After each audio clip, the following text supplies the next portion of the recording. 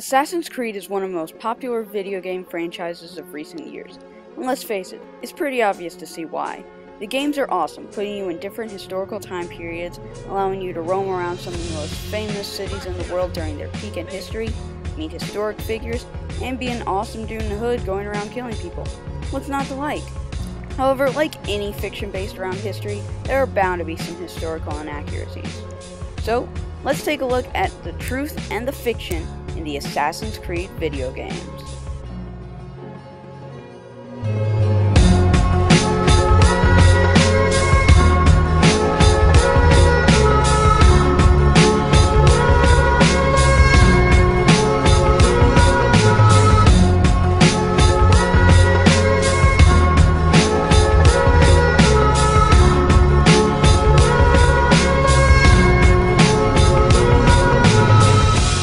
Now for this, we're going to specifically look at the Templars, two of their leaders, and two people allied with the Assassins.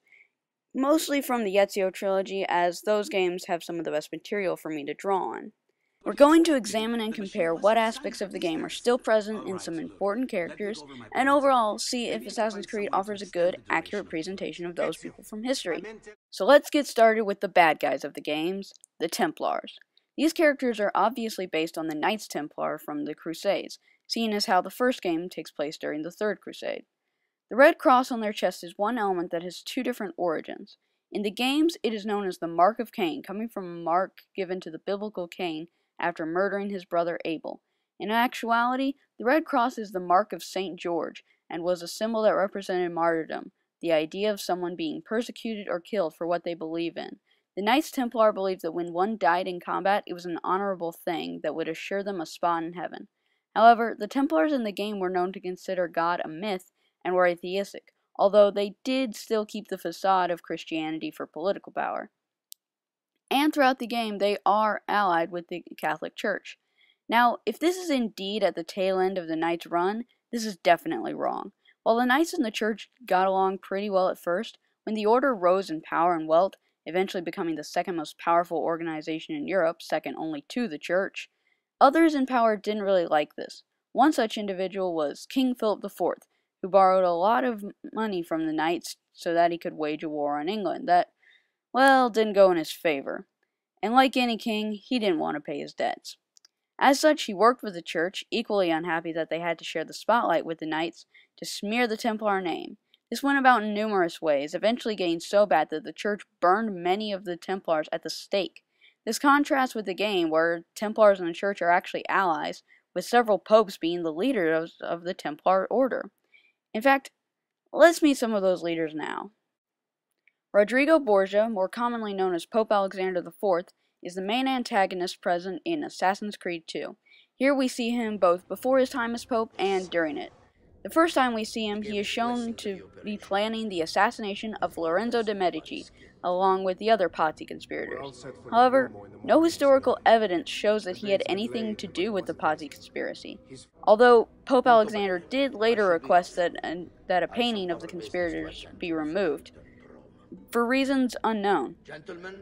But aside from that, he's pretty accurate. So, let's move on. Now let's talk about his son and the primary antagonist of Assassin's Creed Brotherhood, Cesare Borgia. Well, I'm sure one thing you'll notice in these clips is the lack of mask that Cesare would often wear in public. This was due to a contracting of syphilis, which makes sense when considering that he fathered 11 illegitimate children. However, said mask was mentioned in the novelization of Brotherhood, so we'll let it slide. But aside from that, he's pretty accurate. I mean, nothing too out of character, so, yeah, the Borgias check out. Okay, it's time we talk about an assassin. Specifically, let's talk about writer and philosopher Niccolo Machiavelli. A pretty glaring inaccuracy is that, historically, Machiavelli was on very good terms with the Borgia, calling Rodrigo Borgia a very capable and successful politician and leader. He was also a big admirer of Cesare Borgia, and assisted him in diplomatic missions.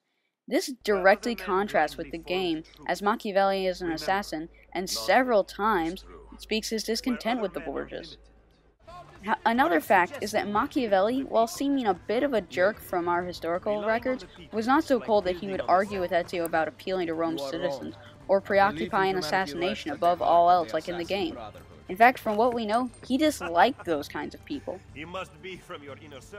Moving on, let's look at an assassin ally, Renaissance man Leonardo da Vinci. One notable difference is that, like Machiavelli, historically, Leonardo was a good friend with Cesare Borgia, having become so during Leonardo's time as his military engineer. In fact, it's a popular rumor that Cesare served as the model for Jesus in Da Vinci's The Last Supper. However, this does seem unlikely, as The Last Supper was painted in 1498, and Borgia did not hire Da Vinci until 1502. This contrasts with the events of Assassin's Creed II and Assassin's Creed Brotherhood, where Leonardo was a good friend and ally to Ezio Auditore and other assassins, forced to work for Cesare by building war machines for him.